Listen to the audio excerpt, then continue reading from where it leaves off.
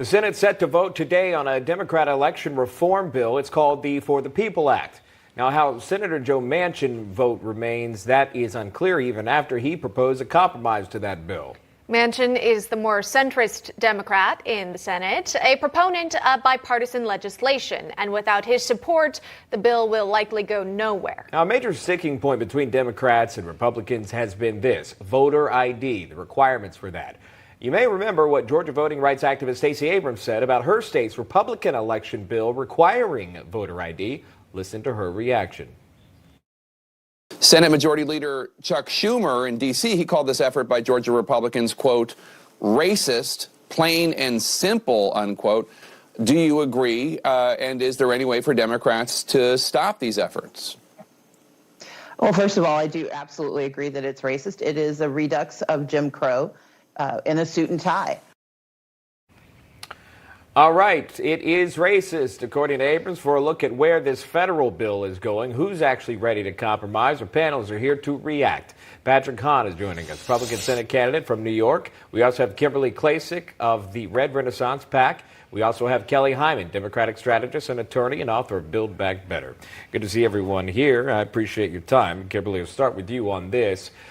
First, a new poll conducted by Monmouth University on the heels of what we just played you shows 80% of Americans support requiring photo IDs at the polls. 71% also want in-person early voting to be easier. Why this big resistance to label voter IDs, requiring IDs to cast a vote as racist? Kim. Yeah, first of all, thank you so much for having me this morning. But what we're seeing really is the bigotry of low expectations.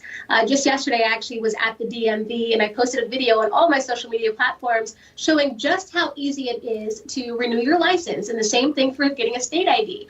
I believe, honestly, they're doing this push as we see the southern border is wide open. We have so many undocumented people coming across the border. And of course, it would be so easy for those individuals to go and vote in the next election. I know Stacey Abrams has been putting a lot of work into Georgia. She's recruiting a lot of candidates, but it makes it easier, I think, on her part when you don't have voter ID. But please believe there's nothing racist about getting your ID. You need your ID for so many things in life, and it is important. If anything, it protects the vote.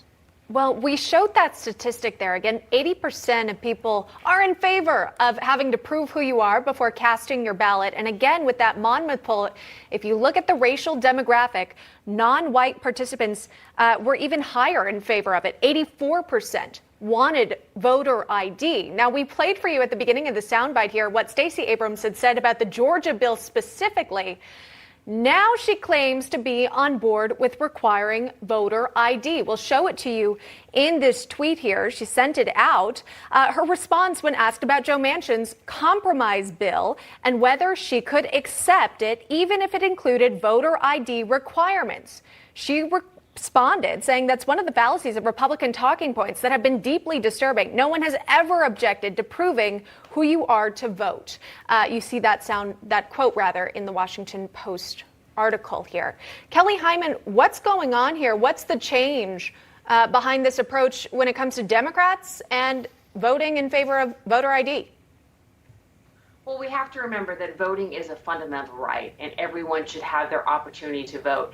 And it's not just the fact about voter ID, it's the fact of suppressing people's votes and limiting people's access to the polls. There should be bipartisan support of letting people get to the polls and allow them to early vote. Also, it shouldn't be a crime if you're waiting in line a long time for someone to give you water while people wait long hours. This is about getting people out and voting and letting their voice be heard.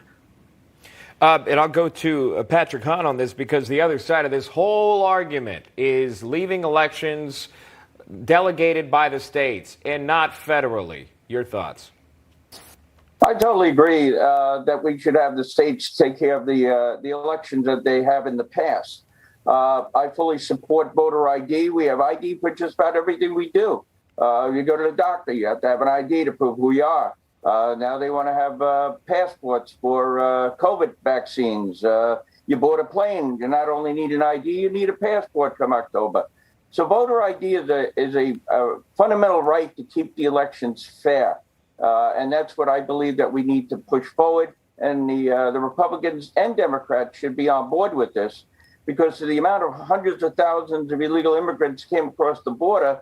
They're not citizens, and they can get hooked up in thinking they have the right to vote, which can offset an election at any given time, adding additional costs for challenges.